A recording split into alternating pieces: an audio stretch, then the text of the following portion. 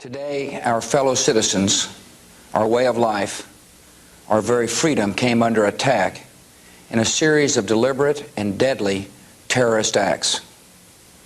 The victims were in airplanes or in their offices, secretaries, businessmen and women, military and federal workers, moms and dads, friends and neighbors. Thousands of lives were suddenly ended by evil, despicable acts of terror.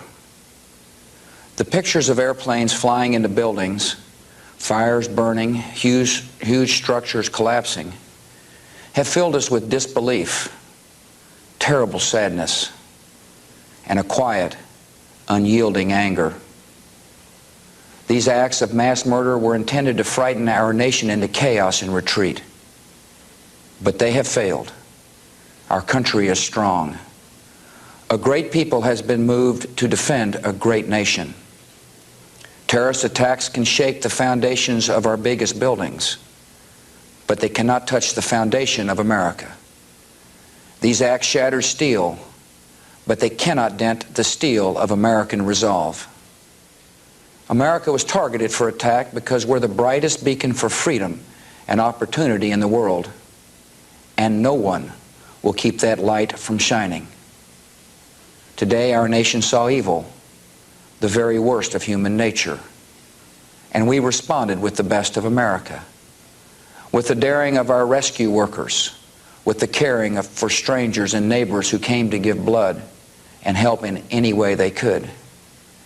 Immediately following the first attack, I implemented our government's emergency response plans. Our military is powerful, and it's prepared. Our emergency teams are working in New York City and Washington, D.C. to help with local rescue efforts. Our first priority is to get help to those who have been injured and to take every precaution to protect our citizens at home and around the world from further attacks. The functions of our government continue without interruption. Federal agencies in Washington, which had to be evacuated today, are reopening for essential personnel tonight and will be open for business tomorrow. Our financial institutions remain strong, and the American economy will be open for business as well. The search is underway for those who are behind these evil acts. I've directed the full resources of our intelligence and law enforcement communities to find those responsible and to bring them to justice. We will make no distinction between the terrorists who committed these acts and those who harbor them. I appreciate so very much the members of Congress who have joined me in strongly condemning these attacks. And on behalf of the American people, I thank the many world leaders who have called to offer their condolences and assistance. America and our friends and allies join with all those who want peace and security in the world, and we stand together to win the war against terrorism. Tonight I ask for your prayers for all those who grieve, for the children whose worlds have been shattered, for all whose sense of safety and security has been threatened. And I pray they will be comforted by a power greater than any of us, spoken through the ages in Psalm 23. Even though I walk through the valley of the shadow of death, I fear no evil, for you are with me.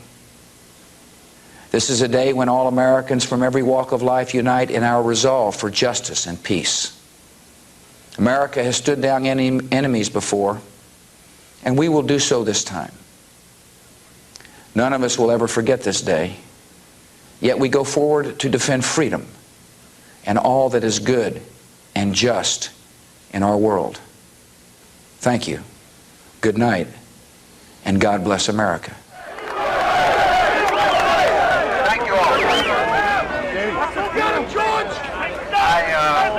I want you all to know, you can't go any louder. I want you all to know that America today is on bended knee in prayer for the people whose lives were lost here, for the workers who work here, for the families who mourn. This nation stands with the good people of New York City and New Jersey and Connecticut as we mourn the loss of thousands of our citizens. I can hear you.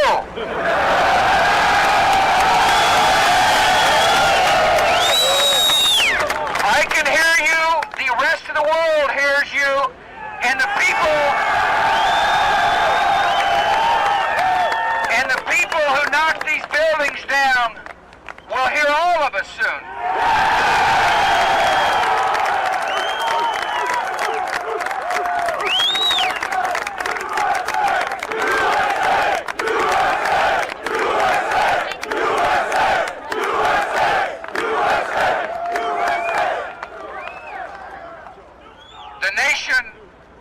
The nation sends its love and compassion. God bless America! To everybody who is here. Thank you for your hard work. Thank you for making the nation proud. And may God bless America.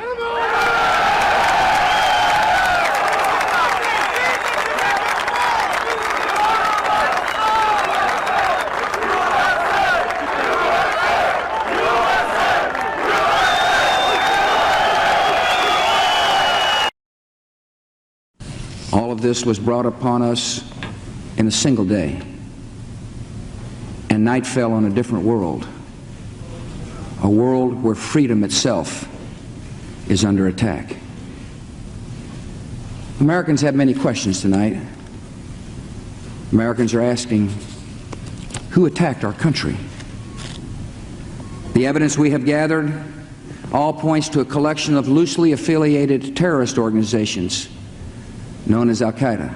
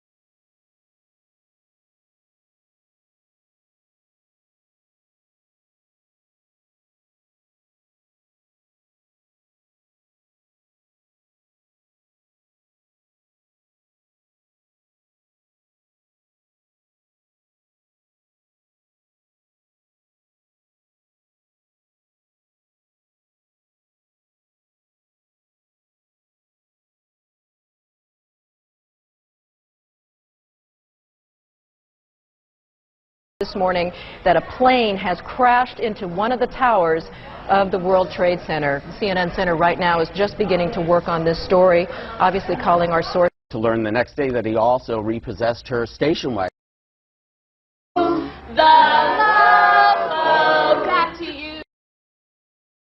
That is, once again, a picture of one of the towers of the World Trade Center.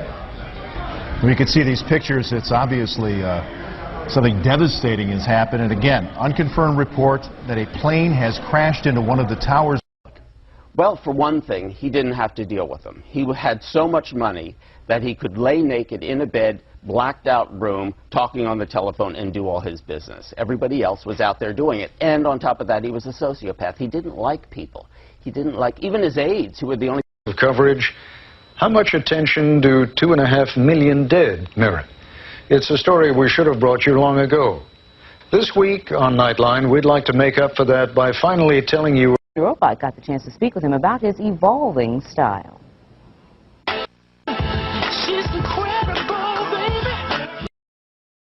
everywhere, so she was concerned. Here are the rules for when someone would come into the room where he was staying. This is part of a memo. It says, before opening the door to the room, Right. the man is to stand with a folded newspaper in his right hand, rapidly wave it for at least a minute to eliminate the possibility that flies will enter the room. Using 8 Kleenexes placed in the left hand, the man who's rapidly waving the newspaper will knock on the door. When HRH responds, the man will open the door using the hand with the Kleenex. I mean...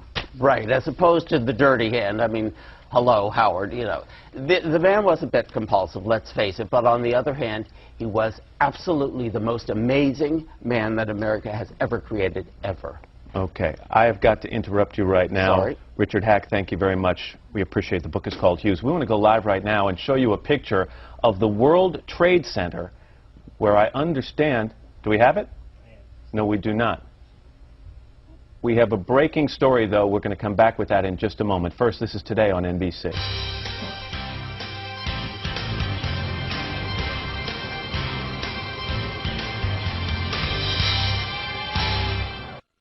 Watch out. What kind of plane? Was it a small plane, a jet? It was a jet.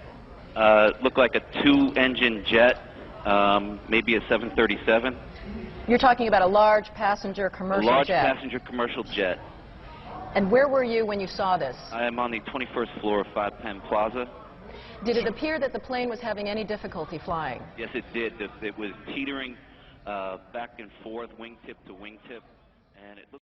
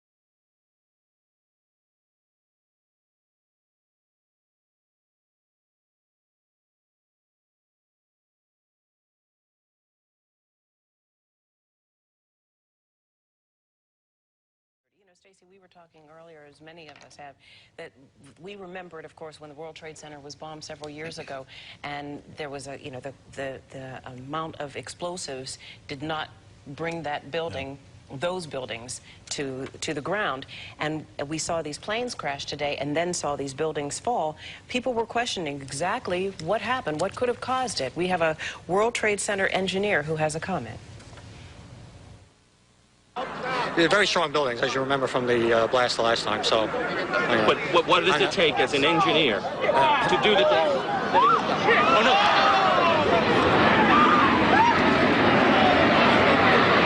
Let's get out of here.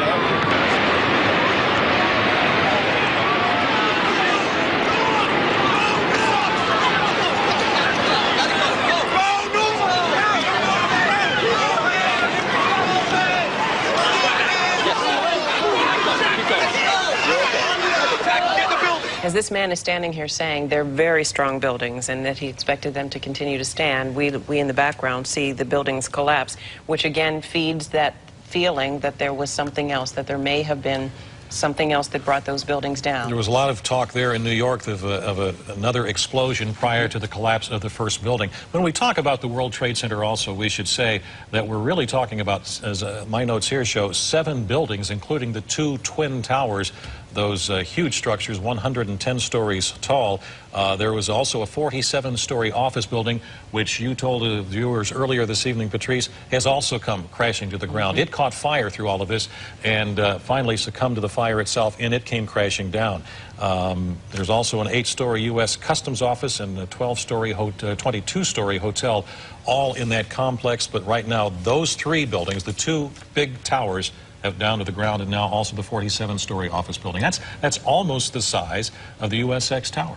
Absolutely. I mean, it's... And for those of you just joining us, as you continue to look live at the only standing tower remaining of the World Trade Centers, the second had collapsed not too long ago. Both have been hit by planes. We understand it was a 3rd explosion, however, that brought the tower to collapse. What have you heard, if anything, about biological entities? There had been that issue raised earlier that perhaps anthrax and the like might have been part of this attack today. What have you heard?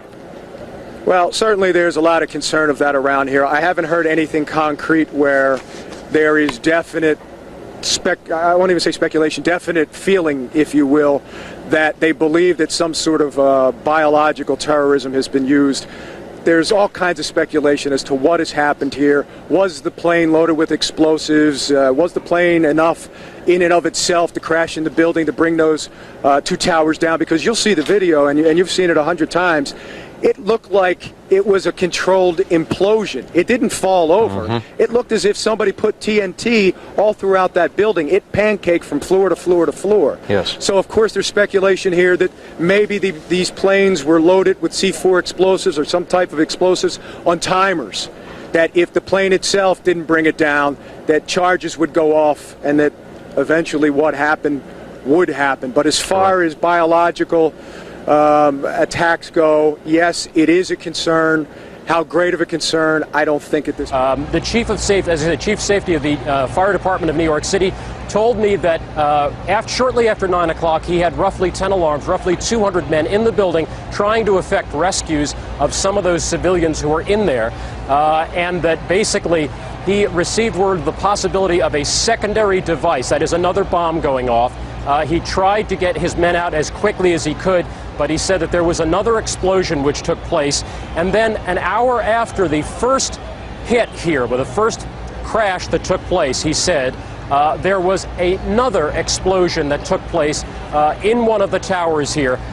So obviously, according to his theory, he thinks that there were actually devices that were planted in the building. One of the secondary devices he thinks that took place after the initial impact he thinks may have been on the plane that crashed into one of the towers. The second device he speculates, was probably planted in the building. So that's what we have been told by Albert Turry, who is the chief of safety for the New York City Fire Department. He told me that just earlier. The second tower of the World Trade Center collapsing. About 8 minutes after that, a fourth explosion at the World Trade Center, perhaps at the base of the building. We certainly would understand, but keep in mind that what you're seeing on your screen right now is live. This is not tape at all. This is the only remaining World Trade Center tower. The other collapsing not too long ago. Both victims of plane crashes. The tower rather that has collapsed, though we are told, collapsed because of a third explosion. And then back in New York City, the unthinkable. 2 World Trade Center, the South Tower, begins to collapse. Thousands of tons of burning steel cartwheeled into the street, flattening everything in its path. There were reports of an explosion before the tower fell, then a strange sucking sound, followed by the sound of floors collapsing. Credit, I guess. Michael, stay with us if you would. We want to go back to Marcia Kramer, who's in the newsroom, for a further update. Marcia? Well, we have a number of updates. Number one, CNN is now reporting that there was a third explosion at the World Trade Center, probably an explosion from the ground that caused World Trade Center 1 to collapse on top of itself. Again, there was a third explosion. It's unclear what caused it, whether it was a bomb or whether the first plane that crashed into the tower had somehow been booby-trapped with a bomb that was timed to explode later after the crash had occurred.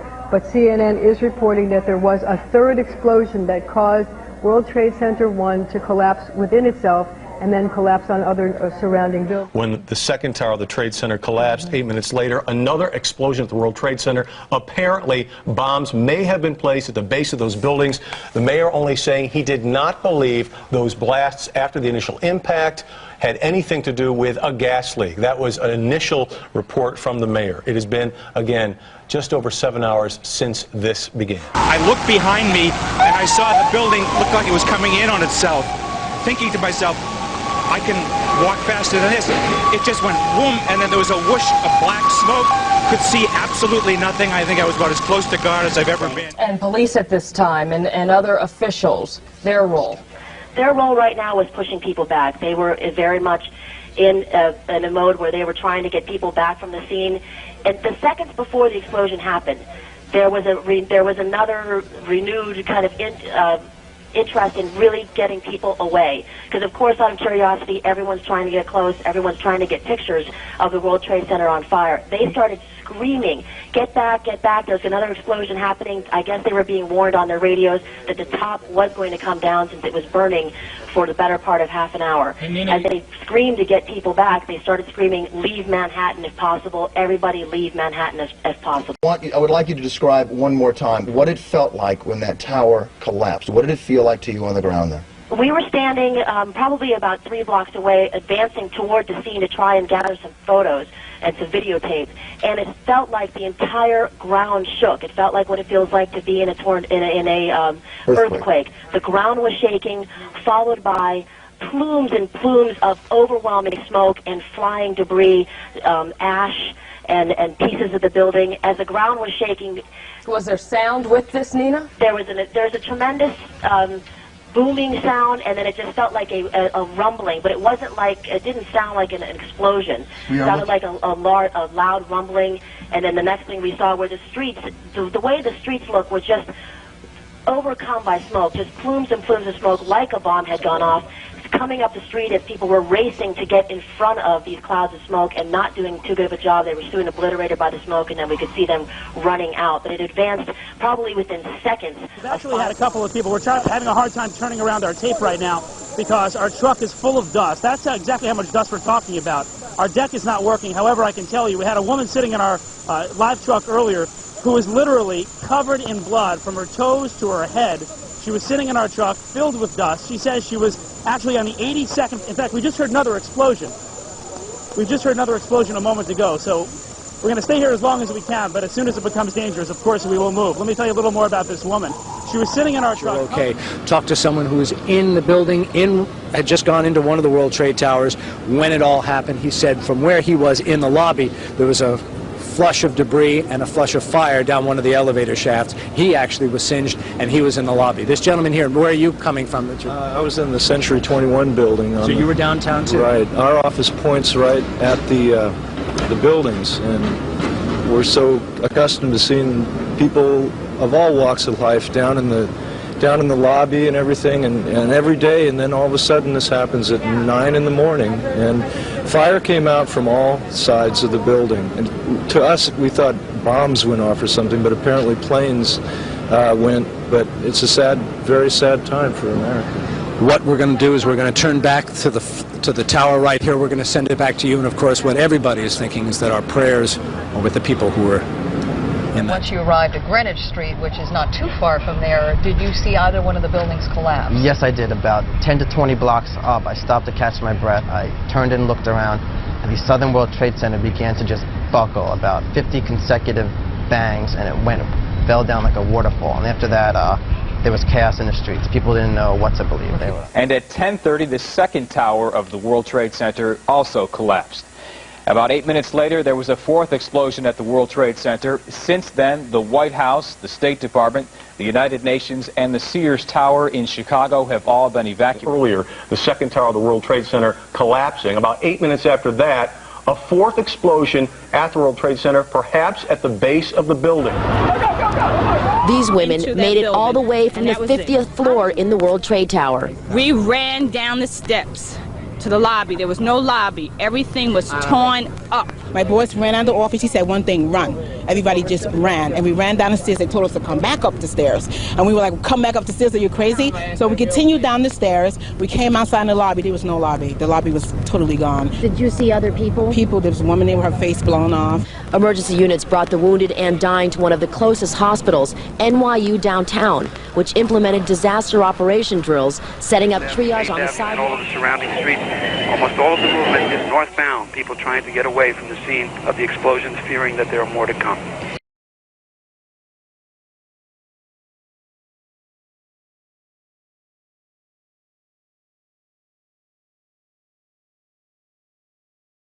Terrorist attacks can shake the foundations of our biggest buildings, but they cannot touch the foundation of America.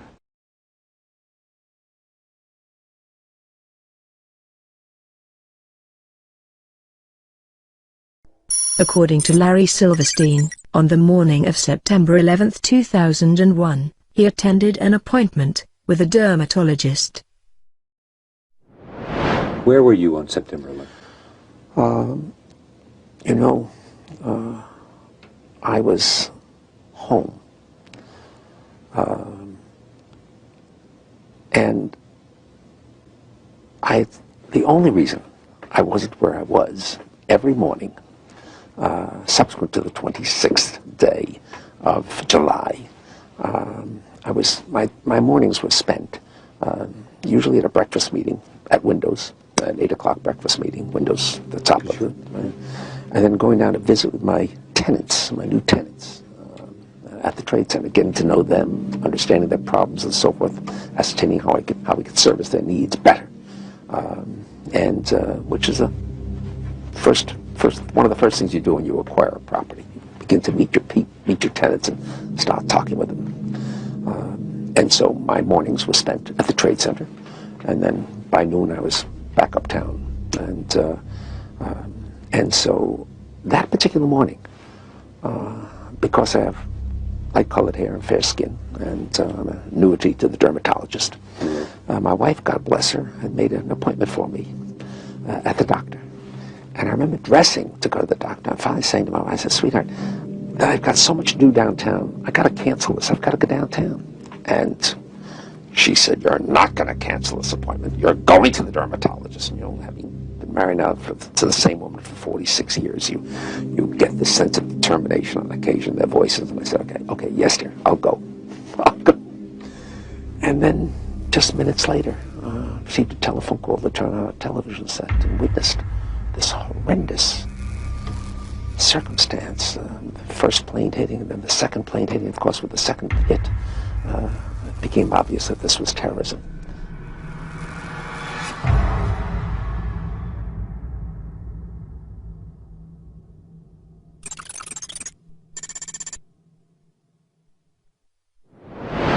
I remember getting a call from the fire department commander telling me that they were not sure they were going to be able to contain the fire. And I said, you know, we've had such terrible loss of life. Maybe the smartest thing to do is pull it. And they made that decision to pull, and then we watched the building collapse. 3 years later, Silverstein issued a statement claiming that he had used the term pull it to refer to pulling the firefighters out of Building 7.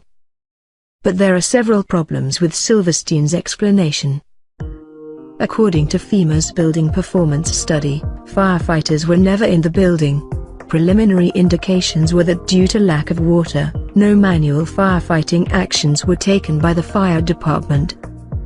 And these statements, from Popular Mechanics and the New York Times, confirmed that no firefighting took place in Building 7, and that the fire department had ordered firefighters away from the building at 11:30 a.m. Another problem is that Silverstein made no reference to the firefighters when he talked about Building 7 for the PBS documentary. Plus, after Silverstein stated that the decision was made to pull Building 7, he finished his sentence with these words. And then we watched the building collapse. This would indicate that the collapse of Building 7 was the direct result of the decision to pull it. As you can see, Tom, behind me, the smoke still billowing from the area where the Trade Center was. There's still concern about a building right there where there is a fire still going, and the police here still concerned that that building too may be in jeopardy. They continue to push crowds back, a block, another block, another block. They remain concerned that that building could fall as well. They're concerned about the way the wind has been moving. We now have a report perhaps of another building here in New York that has collapsed. CNN producer Rose Arce is on the phone. Rose, what can you tell us? Yes, there's another building very close to the World Trade Center that was hit by debris some time ago, and it appears to be on the verge of collapse. Also, that enormous plume of smoke that you see that's surrounding the building, there are suspicions that it's not all smoke, but that there's a gas leak within that smoke. And that has caused a tremendous amount of panic in this area. The police have been saying that they're now evacuating all of Lower Manhattan. The Israeli foreign minister, a long time Israeli leader in any number of governments, joining us from Jerusalem tonight, where it is a little bit after 11 o'clock, about 10 minutes after 11. Thank you, sir, for joining us. We are getting information now that one of the other buildings, Building 7, in the World Trade Center complex is on fire and has either collapsed or is collapsing. And you, to be honest, can see these pictures a little bit more clearly than I. But building number 7, one of the buildings in this very large complex of buildings that is the Trade Center, there were, and that is the right way to put it, there were the 2 towers, but then there are a number of support buildings around it, retail spaces, restaurants, office space, garages. The trains come in from New Jersey, bringing commuters, taking commuters back, come into the complex that is the World Trade Center, and now we are told that there's a fire there, and that building may collapse as well, as you can see. We can see as we look now back downtown, we can see the billowing smoke.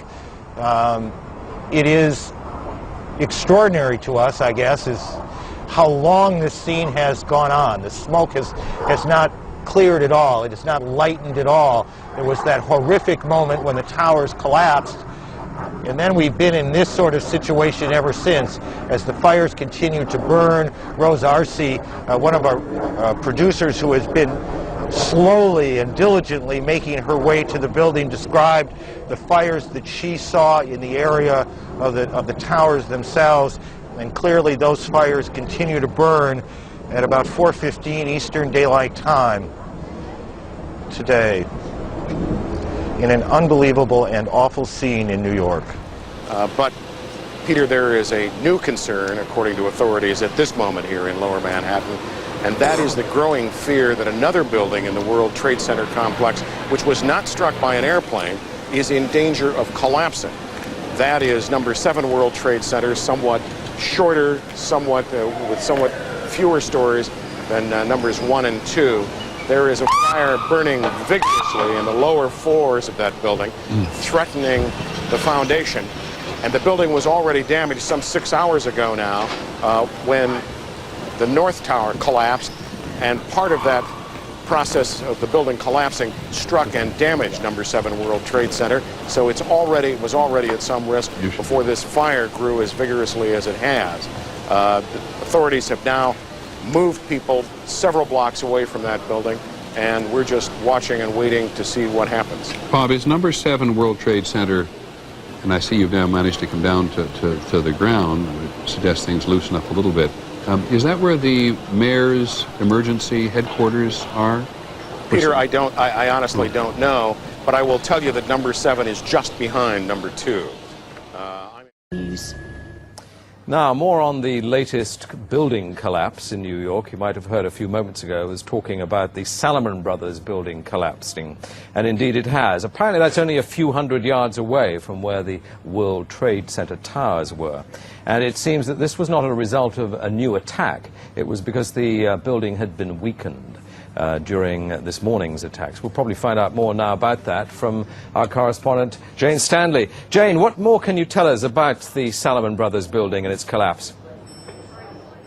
Well, only really what you already know. Details are very, very sketchy. There's almost a sense downtown in New York behind me, down by the World Trade Centers, of just an area completely closed off as the rescue workers try to do their job. But this isn't the first building that has suffered as a result. We know that part of the Marriott Hotel next to the World Trade Center also collapsed as a result of this huge amount of falling debris from 110 floors of the two twin towers of the World Trade Center. As you can see behind me, the Trade Center appears to be still burning. We see these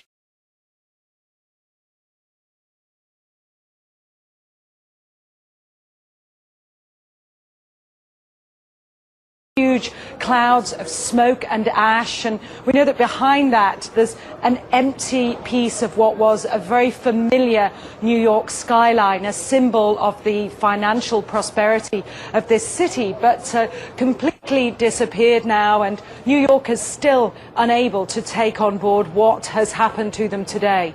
Presumably there were very few people in the Salomon building when it collapsed. I mean, there were, I suppose, fears of possible further collapses around the area. That's what you would hope, because this whole downtown area behind me has been completely sealed off and evacuated, apart from the emergency workers. That was done by the mayor, Rudy Giuliani, much earlier today because of, of course, the dreadful collapse of the Twin Towers of the World Trade Center. But New York, very much a city still in chaos. The phones are not working properly, the subway lines are not working properly, and we know that down there near the World Trade Center there are 3 schools that are being turned into triage centers for emergency treatment. And I know that over in New York Harbor, where the famous Statue of Liberty is, there's a field hospital where 1,500 people are being treated, and we have heard, though it's unconfirmed as yet, that 100 New York City police officers have been taken there as well for treatment, but we do need to confirm those figures for the officers. It's now, what, some 8 hours since the attacks. Is there any estimate yet available of the number of casualties in the World Trade Center? I think we can only go at this point with the words expressed by the mayor of New York, Rudy Giuliani, that it's too frightening to think how many there could be. We know that it's about almost 300 people on the airliners that were used in these attacks. But you've got to remember, this was 9 o'clock in the morning on a Tuesday morning. It's busy in downtown Manhattan, in the financial district then. The World Trade Center itself has 50,000 workers. There are tens of thousands of tourists who go up there every day. The figures are almost too frightening to contemplate. You can understand why nobody yet wants to put a figure on them. Listening to the mayor, Rudy Giuliani, a bit earlier, one of his messages was, business as usual. We won't let this get us down. But presumably, a lot of Manhattan people must have fled the city to Long Island to get away from possible further attacks? Well, a lot of people were certainly trying to, but you remember that very early on, all the bridges and tunnels to the city, as well as the airports, were closed. New York was sealed, essentially. Now, we do know that the Long Island Railroad has begun running again to get people out of the city if they can, and people who can't manage to get out and perhaps lived in that area, they're being offered accommodation in empty school buildings. But Ashley Banfield is on the phone with us again from Lower Manhattan with more on what is still burning there. Ashley? Brian, I can no longer hear you, but I just want to reiterate for you, if we can zoom in past me, that building right there, the brown building, the tall one, is number 7 World Trade Center. I've heard several reports from several different officers now that that is the building that is going to go down next. In fact, one officer told me they're just waiting for that to come down at this point, that there's no way it's going to be recovered and there's no way that they can stabilize it. The building that is directly south of it is number 6 World Trade Center. It apparently... in fact, you were just told by police that you should move out of your apartment, Fabiana. Yes. You've got Carolina here? Yes. They advised us to leave because we have... Oh, my God. Look behind us. Please pan in this way. Please be careful of your baby. This is it. That's the building coming down. Oh, my God. Oh, my God. Oh, my God. No. No. Listen. We'll be all right. We'll be all right. We're okay. Ashley! I think we're okay. Ashley, I think we're okay. All right. We're going to have to move this way. We're going to have to move. We're going to have to move. That cloud is coming this way. Yeah. Ashley, get out of there. Leave the camera on, man, if you need to, and get out of there. What we've been fearing all afternoon has apparently happened. We were watching number 7 World Trade, which was part of the ancillary damage of the explosion and collapse of the other 2. We've been talking all day about how fast these plumes of smoke move. And you're watching one on the move right. The second building collapsed. Came back 12 minutes later, looking like a Three Stooges movie covered in plastic. I swear to God. But he got good shit. That's some good shit. Then we went back there. Whoa, whoa, whoa, whoa!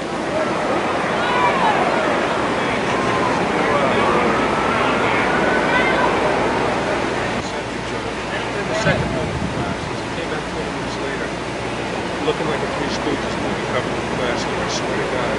But he got good shit. That's some good shit. Then we went back there. Whoa, whoa, whoa, whoa!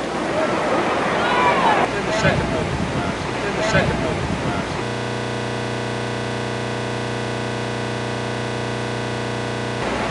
Then we went back there. Whoa, whoa, whoa, whoa!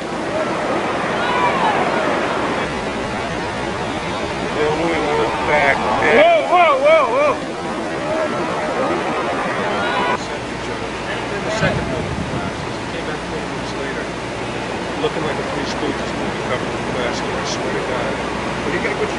Just some good shit. Then we went back there. Whoa, whoa, whoa, whoa!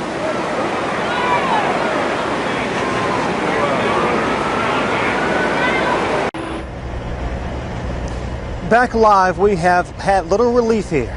Take a look at this. About an hour ago, World Trade Center building number 7 collapsed. A 42-story building, weakened by the devastation that had occurred earlier today. No word of any casualties in the building. It was the one calamity that was not a surprise. Police had evacuated the area hours ago. Fearful building number 7 would indeed. So how quickly was the city and the National Guard, I'm assuming or supposing, how quickly were they able to get all of those bulldozers and backhoes that are so necessary to move this massive amount of wreckage? We saw that all accumulating by late afternoon. I haven't myself seen any of the National Guard yet, but by late afternoon there were dozens of fire trucks, these enormous pieces of heavy machinery like the front-end loaders coming on trailers, some of them. They were all in position here in these side streets out behind where the trade towers stood not so long ago. And at first there was a bit of traffic jam out here and real gridlock as the men in charge of coordinating all of this effort tried to figure out how to get things into position. But that's all been cleared up pretty much now. They closed down the city completely. There's also no electricity here except for the floodlights they've brought in, but there's certainly no civilian traffic here, so they finally have that under control. Of course, there's a very grim job ahead. A grim job indeed, and it could be weeks. Thank you, Bill Blakemore, for that report down from the city's new $13 million high-tech emergency operations center. My director of emergency management recommended 7 World Trade Center. Did you personally favor putting OEM where it was situated? Absolutely. It was a virtual command center, and it was selected because that's where all the federal agencies were. The Secret Service and the CIA were both located in that building. We talked to them. We did extensive security studies of the building. You know, the bottom line is that building was one of the safest buildings that we could find. The Office of Emergency Management office, that bunker, it's a pretty elegant bunker, and nor is it underground. It was second and third floors, right. I think. That's out of operation at the moment. Yeah, rendered useless. Do you know what has happened to it today? Do you know precisely what's happened to it? I talked to some folks down there, and my understanding is that a lot of the debris has fallen and has blocked the access to the building. I've heard some reports that they're concerned about the structural stability of the building. Jerry, you, I believe, were instrumental in setting up a state-of-the-art disaster anti-terrorism center, which was located in the World Trade Center, correct? It's 7 World Trade Center. Have we lost that now? We have. Your emergency command center, what some people have called a bunker, was located, was it not, in one of the World Trade Center buildings? It was located close enough to it so that it was affected by it. It's not in one of the buildings, but it was located right in that area, as is City Hall, the police department, and all of them had to be evacuated. He decided to work out of 75 Barclay, a nearby building, where the police set up their makeshift command post. He headed there. Did you go immediately to the Office of Emergency Management? I went down to the scene, and we set up headquarters at 75 Barclay Street, which was right there with the police commissioner, the fire commissioner, the head of emergency management. And we were operating out of there when we were told that the World Trade Center was going to collapse. And it did collapse before we could actually get out of the building. And that is the building, Todd, am I correct in saying, where the emergency management operation was located? Not right now, but... There have been some reports of that earlier, but it's since been told that's not the case. Again, the mayor and New York City staff going elsewhere to do their emergency management work. The mayor, who's claiming to run on 9/11, built his OEM center, his communication center, the basis for all decisions to be made that had been attacked just 8 years earlier. Mr. Mayor, 7 World Trade Center has already fallen down, one of the buildings that has collapsed. It houses OEM, several federal agencies, and within OEM, your bunker, your spot where you're supposed to be safe during emergency situations. What goes through your mind now that that's gone? I thank God that I'm safe. I feel terrible for the people that we lost, some of whom I talked to just 15 minutes before we lost them. And as far as we know, everyone had been evacuated from the building a little earlier. I feel terrible for the people that we lost, some of whom I talked to just 15 minutes before we lost them. And as far as we know, everyone had been evacuated from the building. I feel terrible for the people that we lost. So everyone had been evacuated. Some of whom I talked to just 15 minutes before we lost them. Ironically, that's the home to the city's emergency operations center. That's the bunker that was supposed to be impervious to almost any attack, and the place where they would coordinate response to something like this. And they are without that today, and clearly without that permanently. Feeling that loss significantly, no doubt, and the city's attempts to organize and coordinate the rescue efforts. Also some Secret Service offices in Building 7 at the World Trade Center. And that is also the building, isn't it, that the mayor's Emergency Operations Command Center is in? That's where the quote-unquote bunker is in. The bunker. That would be the place to direct all of this activity in the case of a major emergency such as this one. I was just thinking that if I'm not mistaken, remember several years ago, Mayor Giuliani moved the Emergency Management Office to one of the higher, to the 30th floor or around that area of one of the towers of the World Trade Center, and that's indeed the brain of all the emergency management activity. And now, I believe, though, that's in one of the other towers. Ollie, can you talk to that? Ollie, can you hear me? I hear you, Jim. Dave brought up the point that the mayor's emergency management office, the so-called bunker, is in one of the towers of the World Trade Center, but I don't believe it's one of the two top ones. World Trade Center 7. That houses OEM, the Office of Emergency Management. The bunker is in there. I think one of the ironies about this is that the multi-million-dollar emergency system that was inaugurated, I think, about a year ago, maybe a little bit longer, is located where? In the World Trade Center, and therefore rendered fairly useless today, and they've moved to other locations temporarily. One of my deputy directors got on the radio and told me we've just been ordered to evacuate. Keep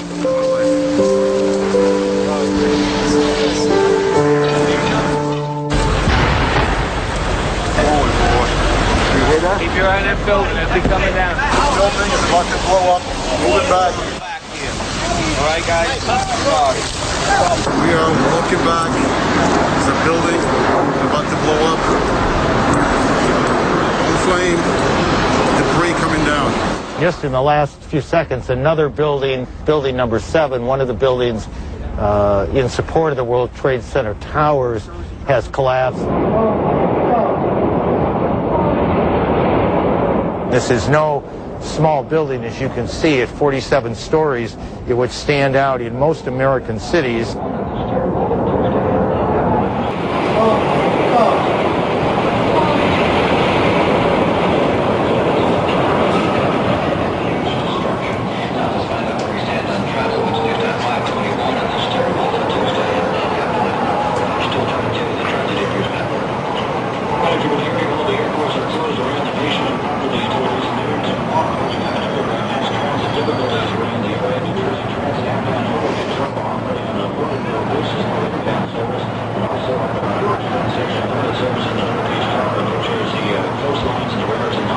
After the Twin Towers collapsed, the adjoining building at 7 World Trade Center suffered heavy damage when the tower above it collapsed.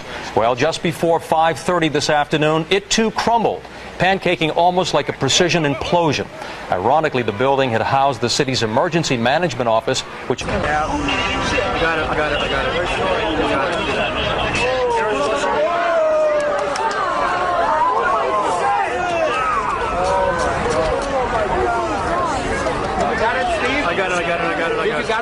I got the whole thing. Beautiful, great. I still do.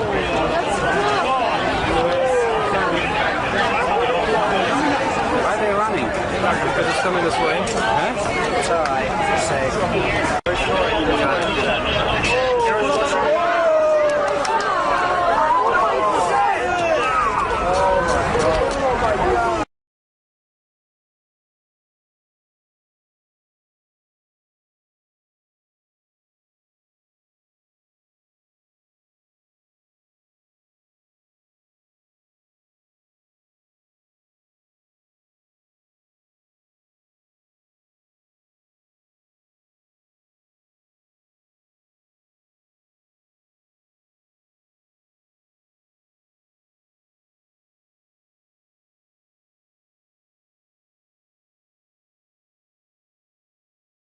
So much. My name is Richard Gage, AIA. I've been a practicing architect for 20 years, and I'm a member of the American Institute of Architects. Let's take a look at World Trade Center 7 now. It was 47 stories tall, what would have been the tallest building in 33 of our states. It was not hit by an airplane. Let's take a look at the evidence of World Trade Center 7 and see how it stacks up against the typical features of a controlled demolition, starting with, is there a sudden onset of destruction? Let's listen to this emergency work. We were watching the building actually because it was on fire. The bottom floors of the building were on fire, and we heard this sound that sounded like a clap of thunder. Turned around, we were shocked to see that the building was, it looked like there was a shock wave ripping through the building, and the windows all busted out, and it was horrifying. And then, about a second later, the bottom floor caves out, and the building followed after that, and we saw the building crash down all the way to the ground. Do we have a straight-down symmetrical collapse into the building's footprint?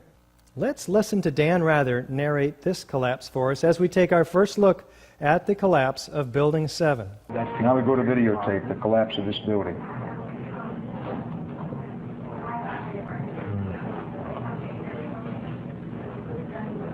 It's amazing.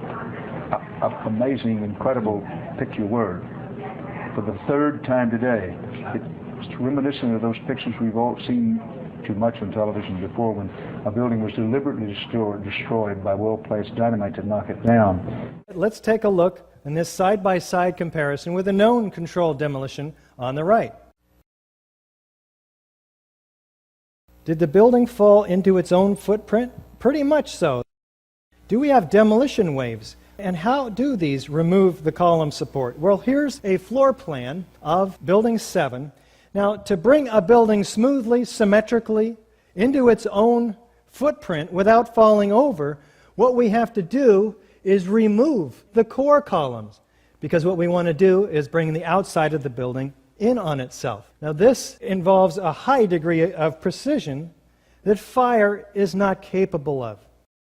Do we have a free fall speed of collapse through the path of greatest resistance? You can see, second by second, the building gaining downward momentum.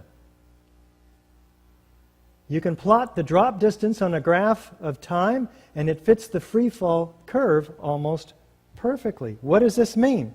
That the columns had to have been removed, and removed virtually simultaneously on each floor, synchronistically timed, so the building had no resistance virtually on the way down. Do we have a total dismemberment of the steel structure?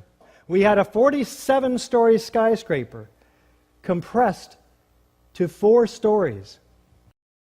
Do we have sounds of explosions, though? How about Kevin McPadden?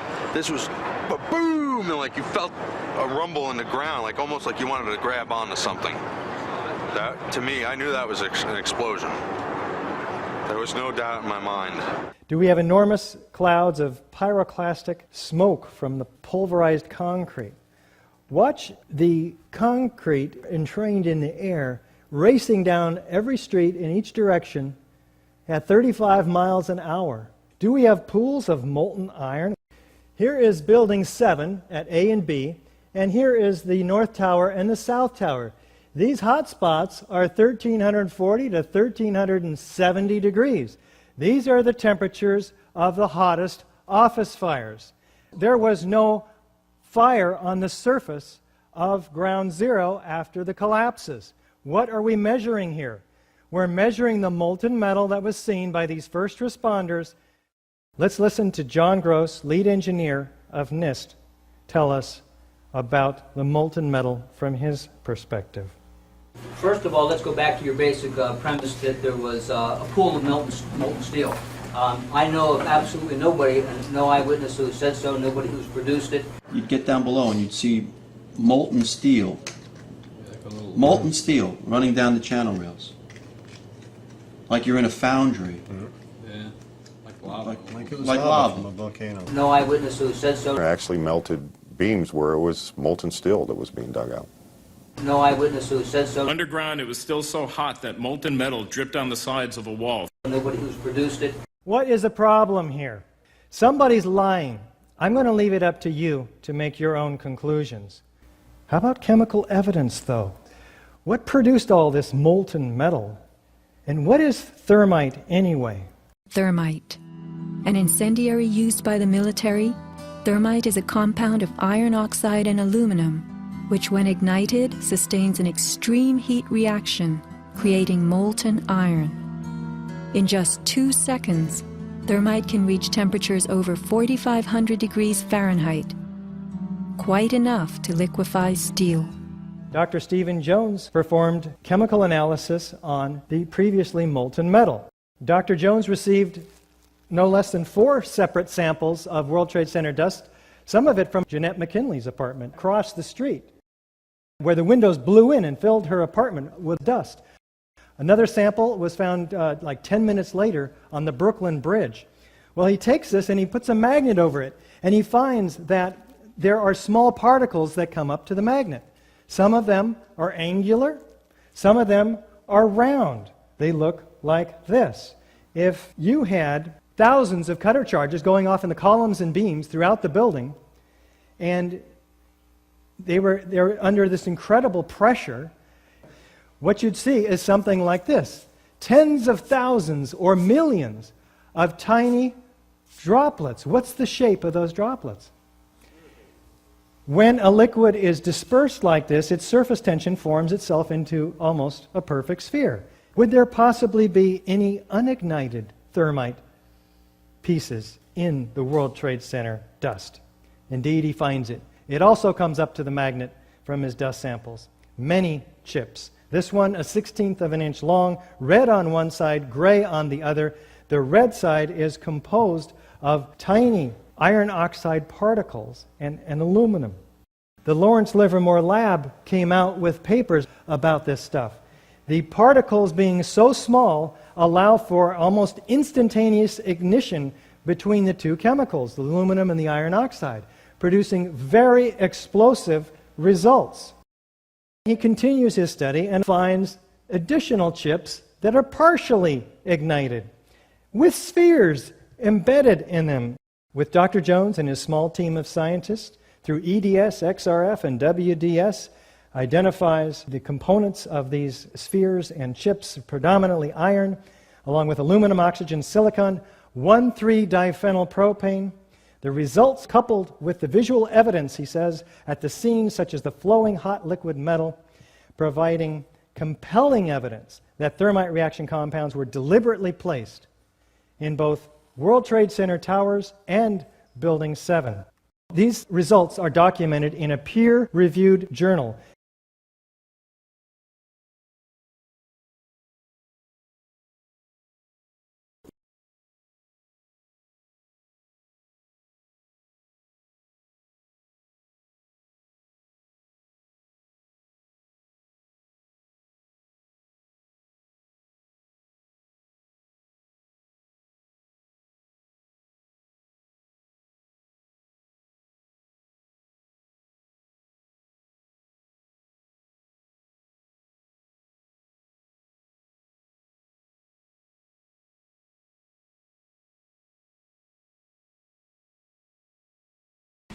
On September the 11th, enemies of freedom committed an act of war against our country. Americans have known wars, but for the past 136 years, they have been wars on foreign soil, except for one Sunday in 1941. Americans have known the casualties of war, but not at the center of a great city on a peaceful morning. Americans have known surprise attacks, but never before on thousands of civilians. All of this was brought upon us in a single day, and night fell on a different world, a world where freedom itself is under attack. Americans have many questions tonight. Americans are asking, who attacked our country? The evidence we have gathered all points to a collection of loosely affiliated terrorist organizations known as Al-Qaeda. They are some of the murderers indicted for bombing American embassies in Tanzania and Kenya, and responsible for bombing the USS Cole. Al-Qaeda is to terror what the mafia is to crime, but its goal is not making money. Its goal is remaking the world and imposing its radical beliefs on people everywhere. The terrorists practice a fringe form of Islamic extremism that has been rejected by Muslim scholars and the vast majority of Muslim clerics, a fringe movement that perverts the peaceful teaching of Islam. The terrorist directive commands them to kill Christians and Jews, to kill all Americans, and make no distinctions among military and civilians, including women and children. This group and its leader, a person named Osama bin Laden, are linked to many other organizations in different countries, including the Egyptian Islamic Jihad and the Islamic movement of Uzbekistan. There are thousands of these terrorists in more than 60 countries. They are recruited from their own nations and neighborhoods and brought to camps in places like Afghanistan, where they are trained in the tactics of terror. They are sent back to their homes or sent to hide in countries around the world to plot evil and destruction. The leadership of Al-Qaeda has great influence in Afghanistan and supports the Taliban regime in controlling most of that country. In Afghanistan, we see Al-Qaeda's vision for the world. Afghanistan's people have been brutalized. Many are starving, and many have fled. Women are not allowed to attend school. You can be jailed for owning a television. Religion can be practiced only as their leaders dictate. A man can be jailed in Afghanistan if his beard is not long enough. The United States respects the people of Afghanistan. After all, we are currently its largest source of humanitarian aid, but we condemn the Taliban regime.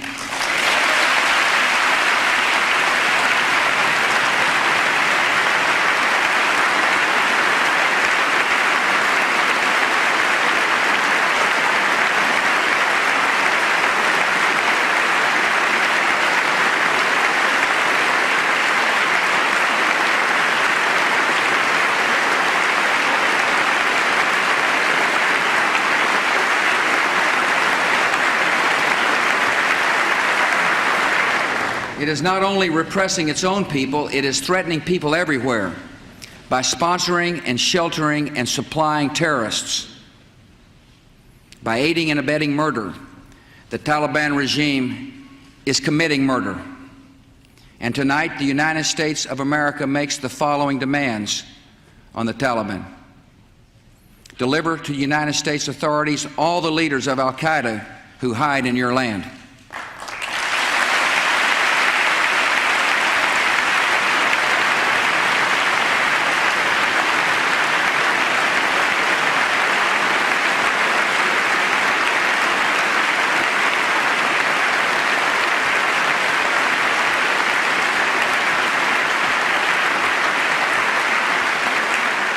Release all foreign nationals, including American citizens you have unjustly imprisoned. Protect foreign journalists, diplomats, and aid workers in your country. Close immediately and permanently every terrorist training camp in Afghanistan and hand over every terrorist and every person in their support structure to appropriate authorities.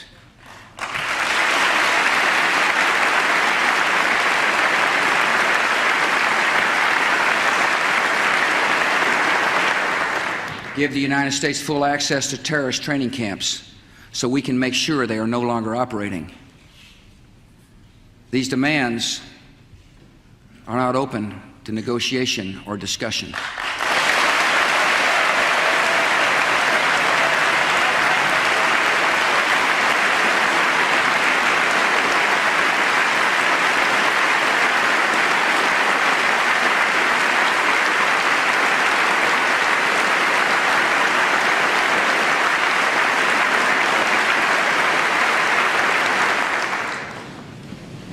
The Taliban must act and act immediately. They will hand over the terrorists, or they will share in their fate. I also want to speak tonight directly to Muslims throughout the world. We respect your faith. It's practiced freely by many millions of Americans, and by millions more in countries that America counts as friends. Its teachings are good and peaceful, and those who commit evil in the name of Allah blaspheme the name of Allah. The terrorists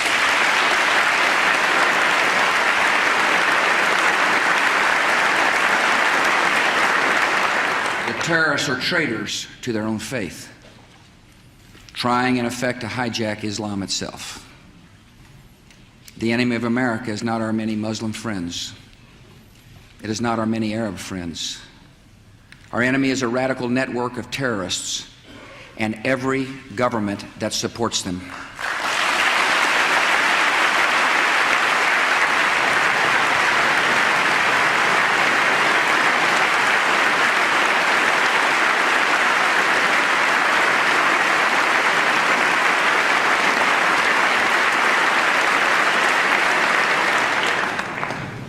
Our war on terror begins with Al-Qaeda, but it does not end there. It will not end until every terrorist group of global reach has been found, stopped, and defeated.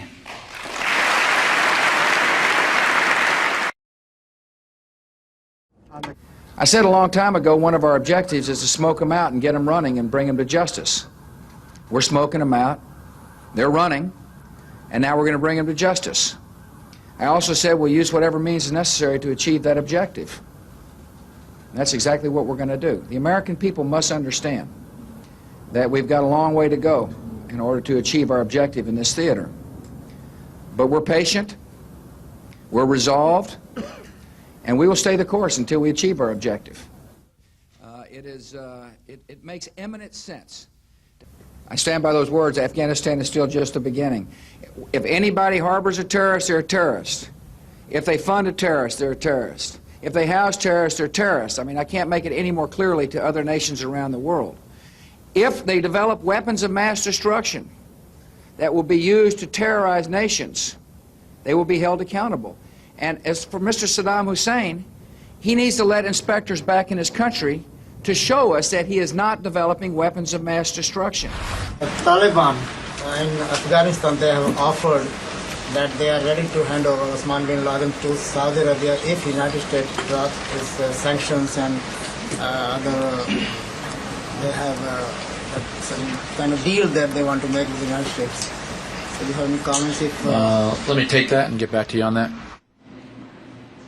Our position in this regard is that if America have evidence and proofs, they should produce it, and we are ready for the trial of Osama bin Laden in the light of evidence. Are you willing to hand Osama bin Laden to the United States or no? No. Without evidence. Potential targets.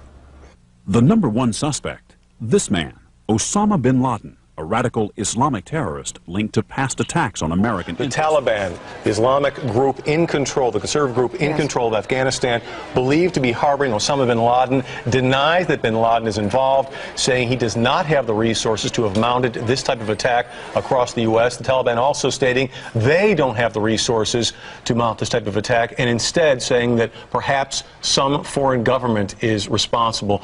But the investigation to who is responsible for this will take many days.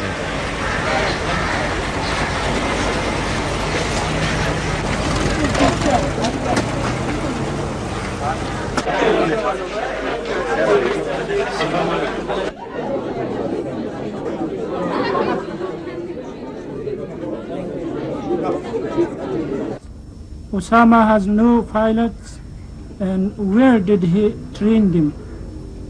Training of pilots is the work of a running government, and only such government has the capacity to do so. In Afghanistan, there is no such possibility for the training. Take a look at some pictures, lower Manhattan, as the efforts continue to salvage and perhaps, hope against hope, maybe find somebody still alive under the rubble now, 47 hours after the first attack on the World Trade Center. The dust literally has yet to clear. 3,000 tons of rubble were carted away from that site by boat to a garbage dump in Staten Island just yesterday. A quiet, sickeningly quiet morning once again in New York as the smoke continues to rise off of what was the World Trade. Molten steel. Molten steel that was being dug out. Underground fires smoldered for months, fed by molten steel. Molten steel. Molten steel running down the channel rails. Like you're in a foundry. Yeah, like lava. Like lava. It looks like a volcano went off, not a bomb. There's ash knee deep.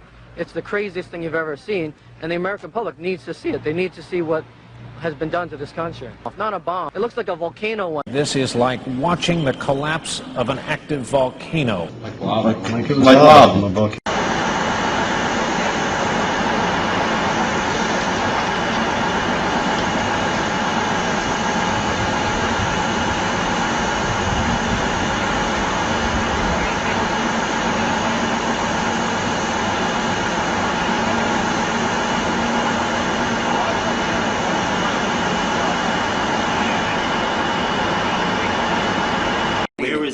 I mean, you didn't find a shard of glass, anything that looked like would be used by a person. You just didn't see. It was just concrete, steel. That was it, and dust.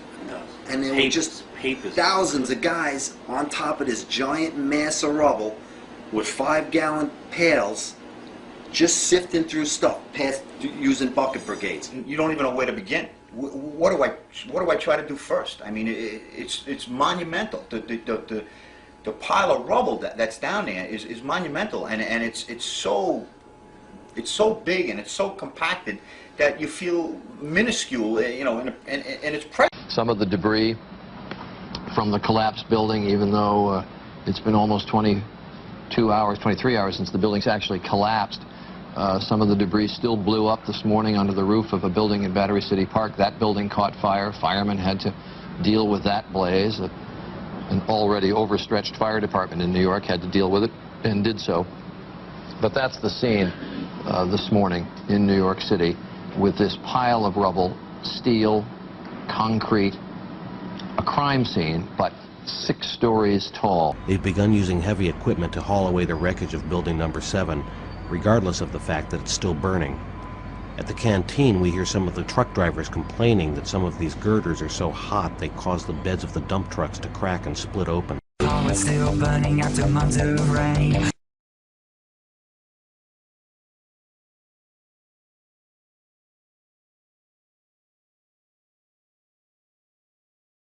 This is how it's been since day one. Oh, it's unbelievable. And this is 6 weeks later, almost 6 weeks later. And as we get closer to the center of this, it gets hotter and hotter. It's probably 1,500 degrees. We've had some small windows into what we thought was a door at some point, and it looked like an oven. You know, it was just roaring inside. And it's just a bright reddish orange color. See that stuff he's pulling out? What was that, Chief? We're gonna hold off on the water. See the stuff he's pulling out? Yeah. It's red hot. If we hit it too much steam, you won't be able to see what he's doing. You see how this debris is still smoking? That's from the fires that are still burning.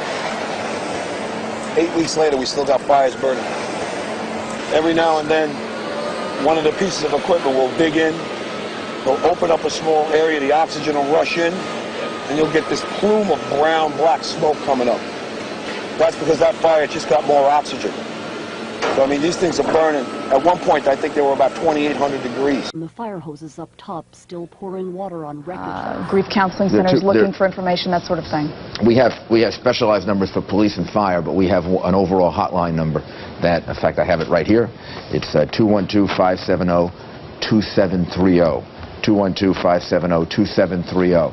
It's the overall hotline number for people that want to get information about their loved ones. And we've opened up a center that'll start operating, at 8 o'clock this morning at the Armory on Lexington Avenue 26th Street. Let me ask you, Mayor, about some real concerns last night about air quality in this city.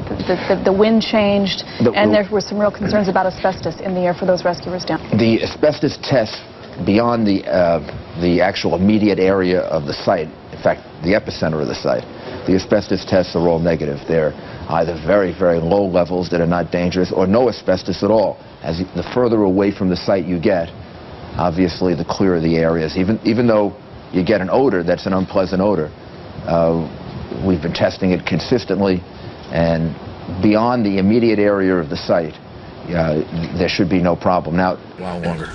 Are you concerned about asbestos contamination?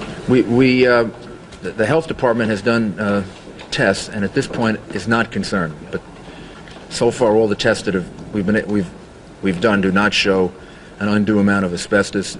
Doesn't show any particular chemical agent that we have to be concerned about.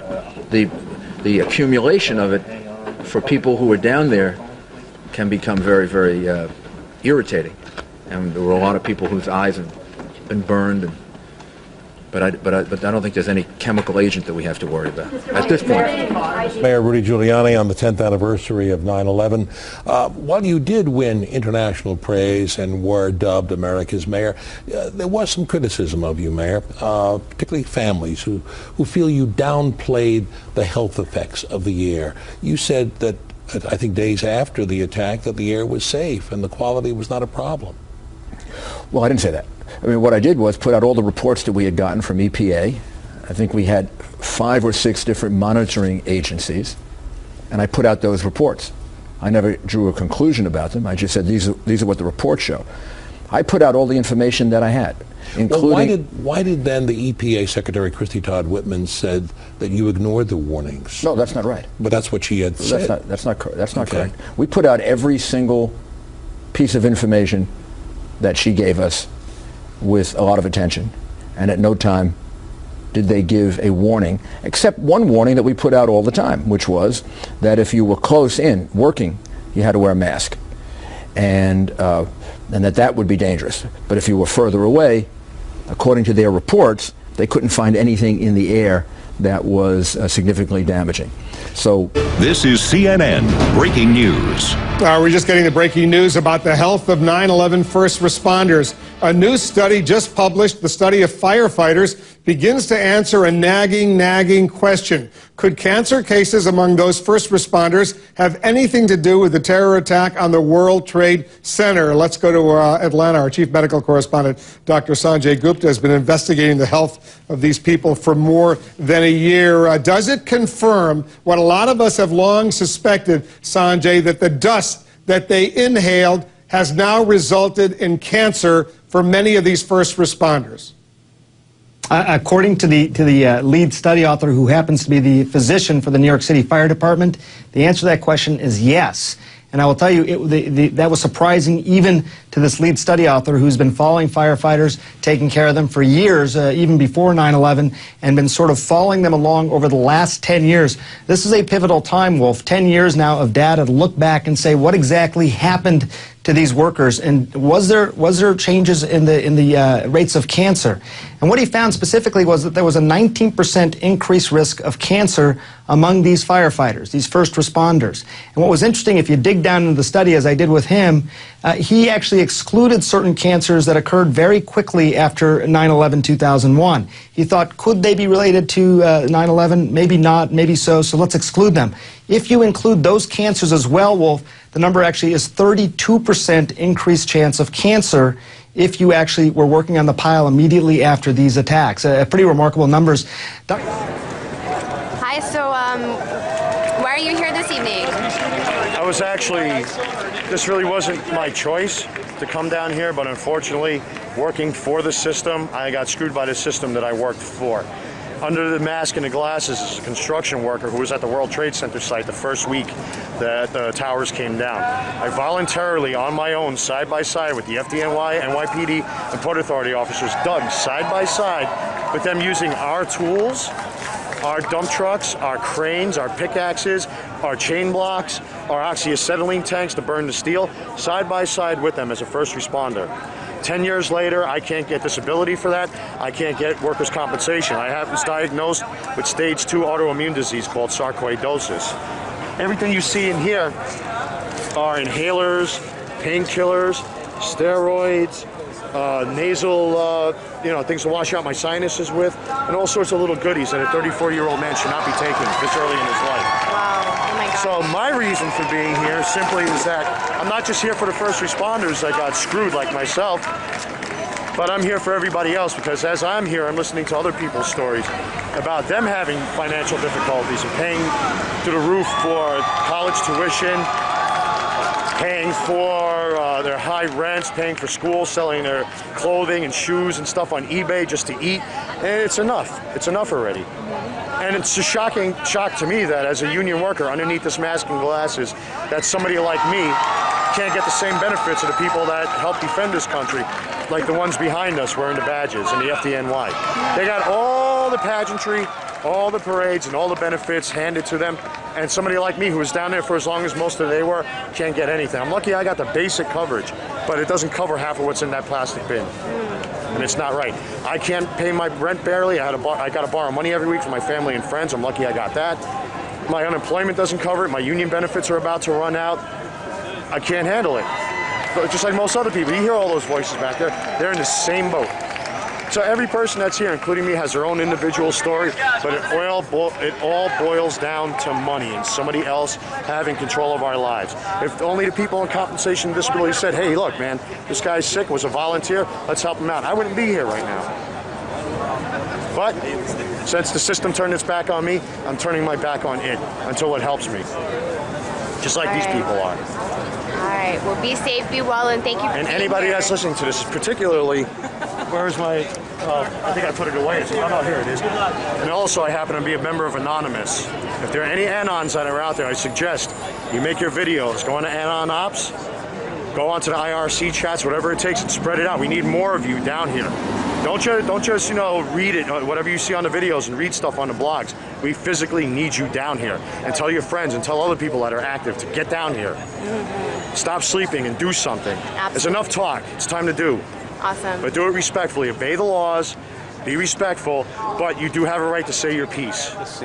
We begin with the skies overhead following the collapse of the World Trade Center. First, you see the dust, the debris, the mounds of dust on the cars.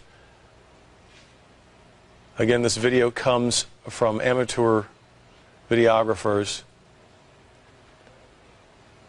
looking not unlike what you might imagine in a bombed-out Beirut. Again, the only thing to compare this video to that we have ever seen in this country, the bombing of the Murrah Federal Building where 168 people were killed, as we've been pointing out today. Casualties expected to go much higher in the Twin Towers of the World Trade Center. 266 people on board the 2 aircraft that hit the towers. The fact that it is silent makes it all the more eerie. The FBI's 10 Most Wanted poster reads, quote, Osama bin Laden is wanted in connection with the August 7, 1998 bombings of the United States embassies in Dar es Salaam, Tanzania, and Nairobi, Kenya. These attacks killed over 200 people. In addition, bin Laden is a suspect in other terrorist attacks throughout the world. It turns out, though, bin Laden has never been indicted for 9/11. And there's not a single mention of it directly in the FBI poster. Sheila Thorne in the FBI's New Orleans office told us, quote, the indictment could be superseded if necessary. In other words, 9/11 charges could be tacked on later for something many describe as the Pearl Harbor of our generation. As for why there is no mention at all of 9/11 in the FBI's 10 Most Wanted poster of Osama bin Laden, we wanted to get a comment from the White House as well. When we talked to a gentleman by the name of Blair Jones at the White House press office, he told us that we need to go back to justice, in other words, the FBI. We told him we wanted a separate comment, and he said, quote, we speak with one voice. Either you are with us, or you are with the terrorists. Just 9 days after 9/11, the president addressed a joint session of Congress where he blamed al-Qaeda, even mentioning its leader Osama bin Laden by name. Then came December 13, 2001, when the Pentagon released bin Laden's so-called confession video. The FBI revised bin Laden's poster 2 months after September 11th, and 5 years later, there's still no 9/11 reference. We asked retired Barksdale General Peyton Cole for his reaction. It's puzzling, and it begs a question of why not. And we're waiting for that answer too. Jeff Farrell, KSLA News 12 report. The Central Intelligence Agency wants him dead or alive, but apparently the American-born terrorist with ties to the 9/11 hijackers has been a guest of honor at the Pentagon. Julie Kurtz joins us from Washington. You've got to be kidding me. Yeah, here's what we know. Fox News has learned that Anwar al-Awlaki, the American Muslim cleric, remember him with a worldwide following, dined with military brass at the Pentagon within months of the 9/11 attacks. New documents obtained by Fox include an FBI interview conducted after the Fort Hood shootings. It states that Awlaki was taken to the Pentagon as part of the military's outreach to, quote, moderate Muslims, according to FBI documents. Now, the American cleric was interviewed at least 4 times by the FBI in the first week after the attacks because of his ties to the hijackers, but it appears none of this information was relayed to the Pentagon, where Awlaki had lunch at the Secretary of the Army's Office of Government Counsel. At this point, a Defense Department spokesman has declined our request for an interview, and it's not clear, frankly, what exactly the vetting process is at the Pentagon, which would have allowed a known associate of the 9/11 hijackers into the U.S. military's headquarters. We do know that currently Awlaki is a high-priority target for the U.S. and the government of Yemen. He is connected to the 9/11 hijackers, the shootings at Fort Hood, and the failed Christmas Day bombing. So we'll have more on this as the day goes on. That is a crazy story. With the Fox News exclusive, Julie Kurtz down in the Bureau, thank you very much. I mean, I know he was on camera after 9/11 condemning the attacks, and he was someone people were looking at. So, I mean, that video's there. Shows how insincere he is, and you don't know who you're talking to. On the FBI's mishandling of al-Awlaki, they apparently were running him as an agent, at least they thought, and they facilitated his removal from the country before anybody could talk to them. So, of information about the slain al-Qaeda propaganda chief Anwar al-Awlaki, an American-born. We're in a congressional committee wants investigators to question the 9/11 suspects now being held at Gitmo. Did the radical cleric have a role in the attacks which killed almost 3,000 Americans? Chief Intelligence Correspondent Catherine Herridge live on this in Washington. What have you learned about who wants the 9/11 suspects questioned, Catherine? Well, good morning, Bill, and thank you. Fox News was first to obtain this letter sent by the chairman of the House Homeland Security Committee, Peter King, to the head of the Defense Intelligence Agency, asking that the 9/11 suspects, including Khalid Sheikh Mohammed, the self-described architect of the attacks, should be questioned about the cleric Awlaki and 2 other men and whether they were in fact part of the 9/11 conspiracy. These are exclusive pictures obtained by the Fox Specials Unit of the Jordanian national Ayad al-Rababa, who helped the hijackers in Virginia in the summer of 2001, just 3 months before the attacks, and a Syrian national Daoud Cheyaza, who is a close associate of the American cleric, the first American on the CIA's killer capture list. Fox News found the Syrian still living here in the U.S. Are you religious? No. Then why would you go to the mosque? I'm praying. I'm bad Muslim. Anwar Allah, how did you come to meet him? I'm very upset about that, really. So everybody have to do something for them, really.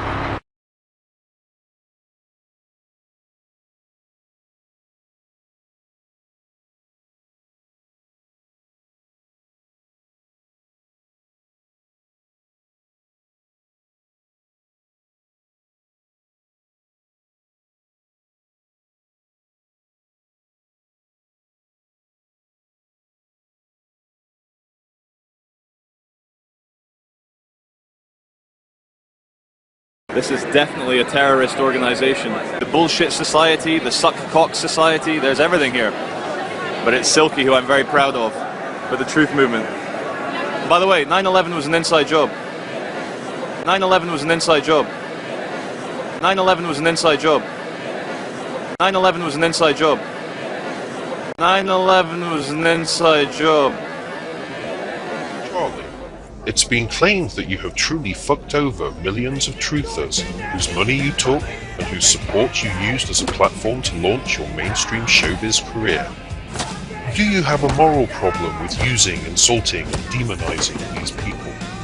No, I don't see any moral problem with insulting people. Well, that's brief and brutally honest. Some say you sold out for a price. What would that be? My price would be an inflated ego, a kind of heightened sense of importance. The forthcoming BBC documentary is being called a hit piece. How did they set up the suckers and wannabes like yourself that went out there? We were just led to speak to a bunch of official story shills to try and bullshit us. That they gave us honest answers. Wow, you didn't cover that in your previous interviews. What would you say was the effect that this disinformation has had on your weak, gullible mind? Just to say there's a few truths here, a few real truths straight from the horse's mouth. I've been brainwashed to promote anything that I don't believe in, which is why I've stopped promoting 9/11 Inside Job. It's clear your arse is for sale to the highest bidder. Just how far does your internet messiah complex go? If I were in control of the internet, I don't see any moral problem with promoting assholes and crazy people. There are rumors that you've been begging for scraps from the Rockefellers. As a sociopath yourself, what are you hoping to gain from this evil family? I think I'm easily led. Would I deal with David Rockefeller to deny the 9/11 conspiracy theory? My price, let the old fucker give me money. So, a self-confessed sociopathic shill. On behalf of the victims of 9/11, thank you for your candor, Charlie Veach. Well, there you have it, folks.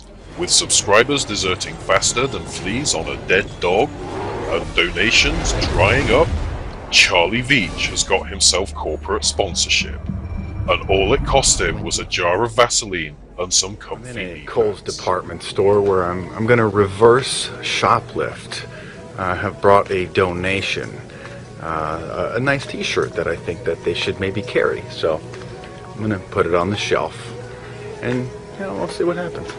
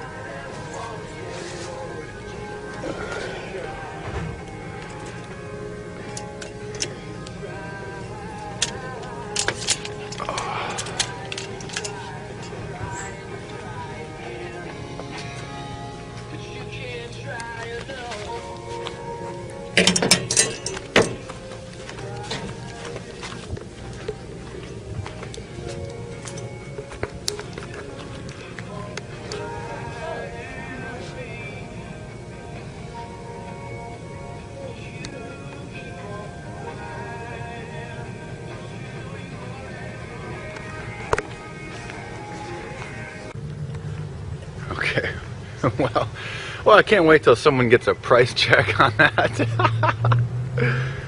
You know, maybe they'll put it in the bargain bin and someone will get it for just a few bucks since it's not in the system.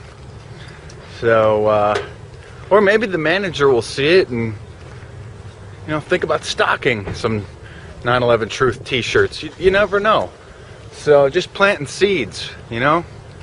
Just planting seeds, hoping they'll grow. A California man opened fire outside the Pentagon right here in Washington, D.C., and today he's been linked to the 9/11 Truther movement. This is the movement that rejects the official explanation of 9/11. And joining me now right here is Jared Denman. He's from Washington, D.C. 9/11 Truther group, and he's going to talk about what this all means. So, Jared, you know, media reports have come out today saying this shooter had a history of speaking out against the government and writing that 9/11 was a government conspiracy on the internet. You yourself are a 9/11 truther. What do you think this does to your movement? Well, first of all, I think that the reaction is a little, it's blown a little out of proportion. You know, first of all, we can't establish that this particular individual even wrote these comments online. Anybody can sign on to a website and log on and put some comments up. So as the investigation reveals more facts of the case, I think we'll be able to make a little bit of a better analysis. So I think we need to wait. We need to hold off on judgment for that. But generally, what happens is in the 9/11 Truth movement, what's been happening is they've been focusing on just like a small part of the population, 5%. Those that take a very radical stance on these issues, and they're painting a wide generalization. They're using a brush of generalization, saying, well, look, this one particular individual had these radical views, therefore the whole group has these views. So you're saying that there are far more reasonable people that share these views, they're just not getting the attention that this shooter is getting for them? Well, I would even make a distinction. I would say that again, as the facts of this case come out, we have to wait and see what the authorities find. But I would say that the conclusions or the actions that we have to make a distinction between ideas and actions. I can have these ideas, but it doesn't necessarily mean I'll act on them. So I would say that people in the mainstream 9/11 Truth movement, no, they would not say, they would not advocate violence, and there's nobody in the Truth movement that I've met that has advocated violence. So no, I think this is a mischaracterization. Okay, and I want to talk about that violence that you're talking about, because this news comes just after earlier this week, the South Poverty Law Center has released a report, and they group We Are Change, a 9/11 truther group that you're associated with, as a patriot group that is considered a non-racist hate group. So what is your reaction to this news? And moreover, I want you to dissuade me that you're this threat that the report seems to be indicating you are. Yeah, again, all you have to do is go to a 9/11 Truth rally or an End the Fed rally, and you'll see the kind of people that you're dealing with. All you have to do is read the literature, go on the sites. There's plenty of documentation for all these things, and I think that that's part of the at least part of my critique for the Southern Poverty Law Center and their report that came out. Again, I think that what they're doing is they're taking they're just mischaracterizing the whole group. They're conflating supremacist groups with with 9/11 Truth and the Fed and other very serious groups who want to get either a new investigation on 9/11, or they want to find out where the bailout money went, or why we have a central banking system. What are the pros and cons? I mean, the fact that the Federal Reserve hasn't been audited in a number of decades, that's troubling. It certainly does seem that they all get lumped together. Now, I want to ask you, because you're involved in this movement right here in Washington, D.C., the nation's capital, the heart of the U.S. government that, you believe probably isn't releasing all the information on 9/11. So what kind of reaction do you get to your views right here? It's mixed. Generally, I would say that most people are accepting. If they don't like the material, they're very polite and they walk on. I mean, very rarely will you get someone who gets very upset or angry, but that does happen. And there's ways in which okay, well, this is going to be a constructive dialogue. You give them a couple sites, maybe a couple videos to look at, and say, look at it on your own. And that's been my experience. So in D.C., it's generally been pretty good. All right. Well, thank you for giving us that insight, and we'll certainly continue to follow this, as this weekend is the Treason in America conference, which RT will be covering, which looks beyond the 9/11 incident and attacks and looks for deeper truth. All right, that's all we got. Woo! Oh, to my amazing crew, sorry I've been stressed out this week and yelled at those PAs earlier and shot that guy up in the audience. You know it comes from a good place. I'd like to thank Fox and, of course, Seth and Julia Roberts. Sorry, the late Julia Roberts. There's one more star in heaven. 9/11 was an inside job. Good night, everybody. Next speaker is Harold Save. Mr. Mayor and Honorable Commissioners, we celebrate today the anniversary of the real Tea Party of December 16th, 1773, when the people fought back against financial tyranny against the ruling class. Architects and Engineers for 9/11 Truth now has 12,000 signatures demanding a new investigation of the mass murders of 9/11-2001. Gators 9/11 Truth has joined Richard Gage's organization as a regional action group. We have online meetup site where anyone can join us who's interested in justice. People are seeking justice, Mr. Mayor.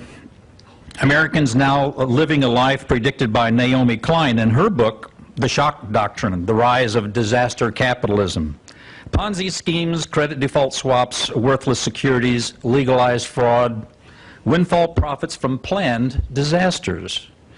People who once believed 9/11 was a terrorist attack by a man in a cave are having second thoughts. They're beginning to wake up.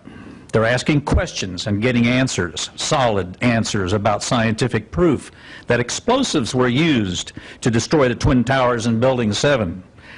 Proof that the FBI cannot debunk yet today. Too many of the newly enlightened are the families of soldiers who have paid the ultimate price, tragically, to profit an international banking cartel and the Federal Reserve. In the 9 years since 9/11, Americans have been repeatedly betrayed by elected officials. The criminal behavior of the banksters who turned Americans' retirement savings from 401ks to 201ks was rewarded when the President and the Congress supported the banksters instead of the victims, their own constituents. Betrayal when the government and the 9/11 Commission failed to hold a single person accountable for the 9/11 disaster. Later, members of the 9/11 Commission admitted they had been set up to fail. What? Set up to fail? The one single investigation into the 9/11 mass murders that sent America into 2 illegal wars, torture, Abu Ghraib, failed? This leaves the American people with no investigation, no justice.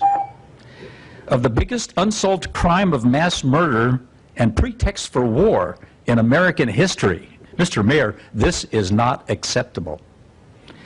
The Hurricane Katrina betrayal, where government response for New Orleans canal systems were deliberately set up to fail. It's time for a real Tea Party, Mr. Mayor. It's time to end the war. It's time for a new investigation of 9/11. Let's roll. The next speaker is Bob Tuskin.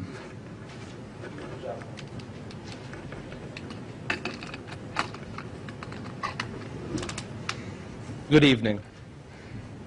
Mayor Craig Lowe here in the city of Gainesville, Florida, has gotten a lot of slack lately over hiring his campaign manager, was it? Please continue your comments. And because of that, I'd like to make a few comments. Now, I'm not here to ask you to resign for that reason, although I think I want you to resign for reasons I'll get into in just a moment. Mayor Craig Lowe, first and foremost, I'd like to say thank you for all the work you've done for the city of Gainesville and the community here. I also want to say that in conjunction with your oath to the Constitution of the United States of America, I think it's important that I highlight that for a moment, and we'll get back to that in just a little bit. But first, to recap a little bit about the local controversy about him hiring his campaign manager or whatever it was. You know, this sort of cronyism, from what I understand, and the clerk commissioner of the commission should be able to answer these questions, and from what I understand, Kurt has a great background as a clerk of the commission, and I approve of him doing the right thing in this case. Make a long story short, it's against the rules, so you weren't allowed to hire him, and then you sent it to some committee in which you headed yourself. I want to remind the viewers out there that here in the city of Gainesville, from what I understand, the mayor's role is no stronger than any of the commissioners. It's a soft mayor system. And I was sitting down with the former mayor of Gainesville the other day talking a little bit about going back to just 5 commissioners. I think it's a great idea, and he concurred. But Mayor Craig Lowe, I'm here today to ask you to resign because of penalty of crimes of treason of misprison. Okay? If I was equipped with the right paperwork, I'd ask you to turn yourself in right this second. Okay? This is crimes to humanity and will not be tolerated. We need you to take a stance. I've notified you about treason and misprison, and you've refused to acknowledge these issues. What am I to do? But sit in here and rant and tell you, you need to turn yourself in or you need to act about this. We've asked you several times to comment. You've ignored us. You've stonewalled this issue. The least you can do is respond to my statement today. The least you can do.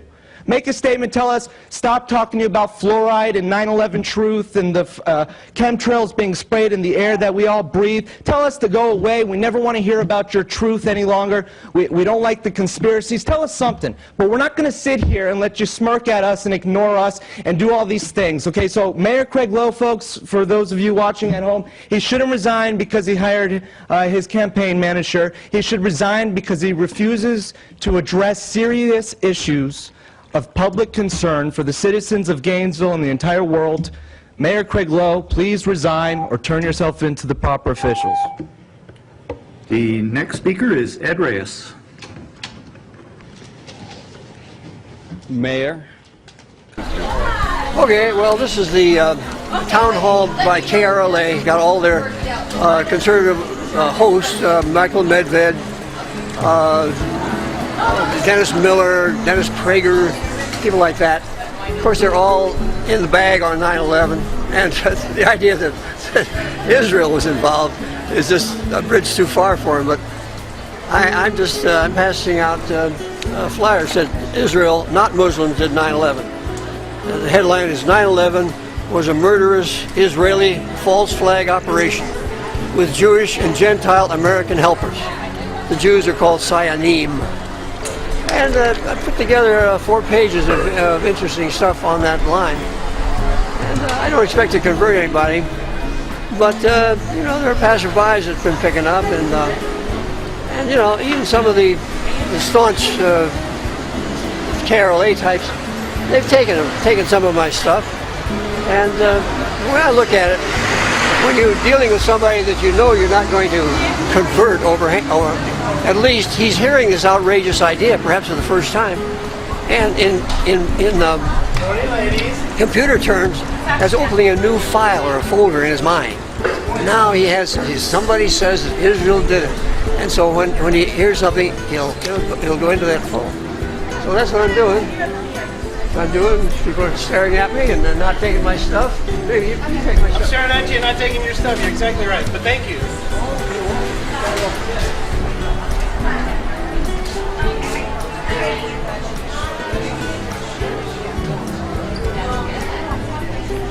You're in the wrong place. Get a girlfriend. Muslims did 9/11. If you disagree with me, have the guts to read the reasons for saying that.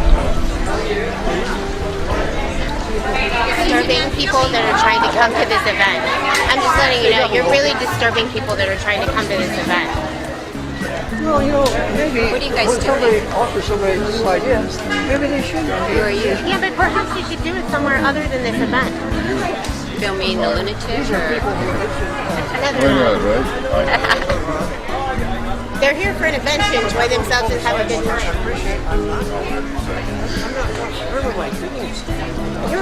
They're walking in and they're... They won't remember me at all. Probably not. Probably not. Huh? It's just irritating. He's just annoying people as they're coming in. They're very annoyed. They're here to have a good time, not be harassed politically. That's all. I hope you have that on news. That'd be great. I need my face all over the news as much as possible. I'm not arguing rights. I'm not arguing rights. I'm just saying. You want me to be polite? Hey, I'm not the government. We're not the government. We're just telling you it's annoying. Well, I say half the people that are in there that have commented about how annoying you are, they probably do want you to go away. And this is America. It's good over here, but they come to this event. They bought tickets to come to an event and don't want you to go. Israel is not Muslim. What a lame pitch that was. They're annoyed, so I can't exercise my constitutional rights because these middle-aged, middle-class people are annoyed. I don't know. I feel that every contact you make, even if it's a negative one, yeah. Here, sir, read something. Read it. Read about it. Don't just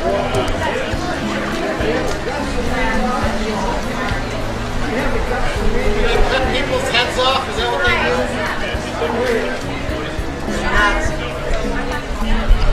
Cut people's heads off? Is that what they do, these ladies?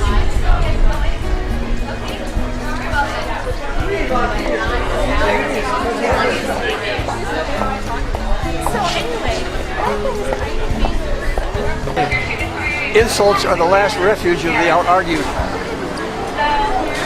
Israel, not Muslim, said 9/11. Not Muslim, said 9/11.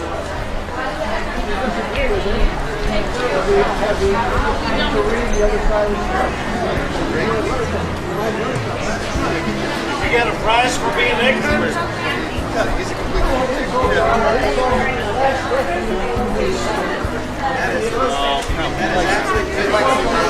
You don't believe that. You don't get away from me. You don't believe that.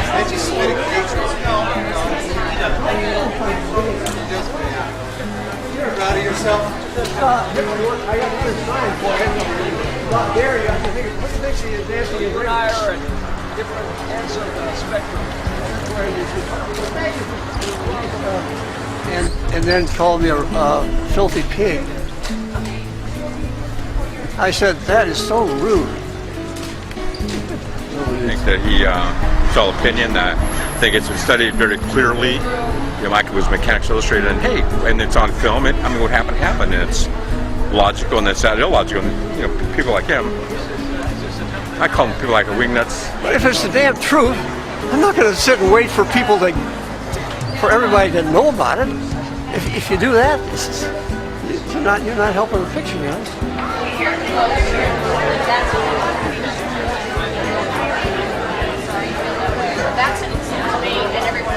You call somebody crazy. You can't understand, my friend. I didn't call you crazy. I pointed to the sign and said the sign was crazy. You went like this. Why do you think it's crazy? Because it's based in nothing but rumor and there's no fact involved. Well, there are books. It's called paranoia. There's all kinds of books. There's all kinds of experts, too. That's right. I'm sorry, it's the way I feel. So you're telling me that you know how buildings are built and how all that works? I didn't, but I studied it. Though. Oh, okay.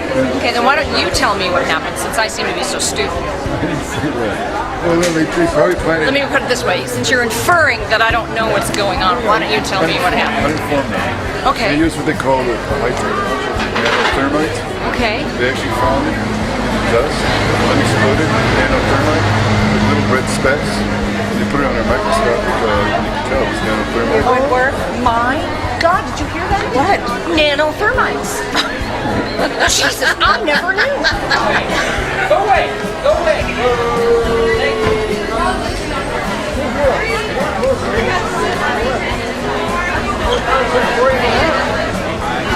I made the point that if they could do as horrible thing as this, they could do 9/11 too.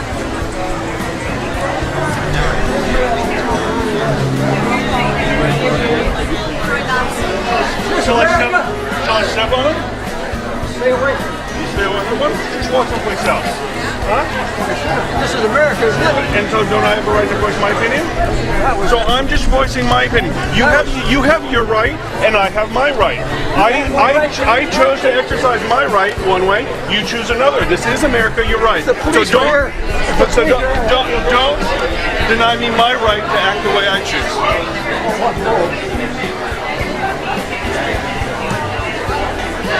But everybody have a right to make a speech and do what they wish, and you can look them foolishly, and hope if they can convince you, or maybe try to convince him to change his mind.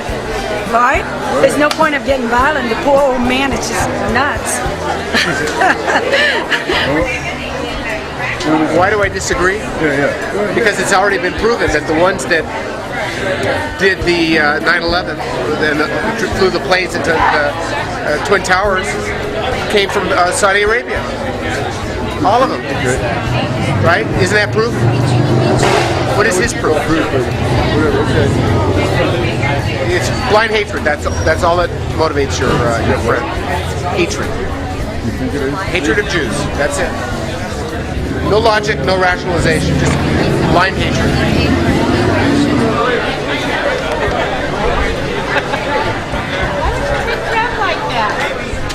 Back to him. It's crap. That's an insult. Israel, not Muslim. And here's the other thing.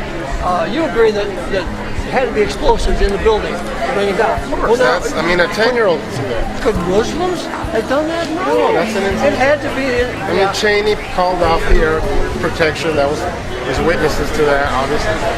But I mean, you can't criticize Israel because then you're Nazi. That's the problem. Because you're Nazi. Yeah. Well, I choose to not be a fan. They were victims of the Nazis, but now they can do whatever they want. Yeah, well, the Russians. You're obviously I don't not need you know what? An insult is the last refuge of the uninformed. I'm not insulting you. That's you. That's you. You're not well. I'll pray for you. I'll pray for you too. 9/11 was a murderous Israeli false flag operation with Jewish and Gentile American helpers.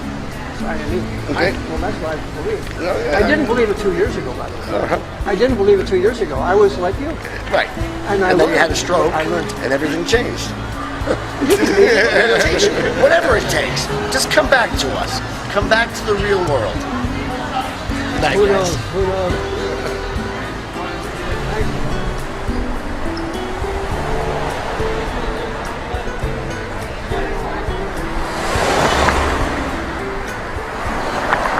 I lost my husband. My son. My uncle. My nephew. September 11th, 2001. Most people don't know a third tower fell that day. The government says fire brought it down. The collapse of World Trade Center 7 was primarily due to fires. I, along with 1,400 other architects and engineers, have found the government's conclusion to be physically impossible. Impossible. We need the truth about what happened that day. Go to rememberbuilding7.org. Why it fell, why it matters, and what you can do.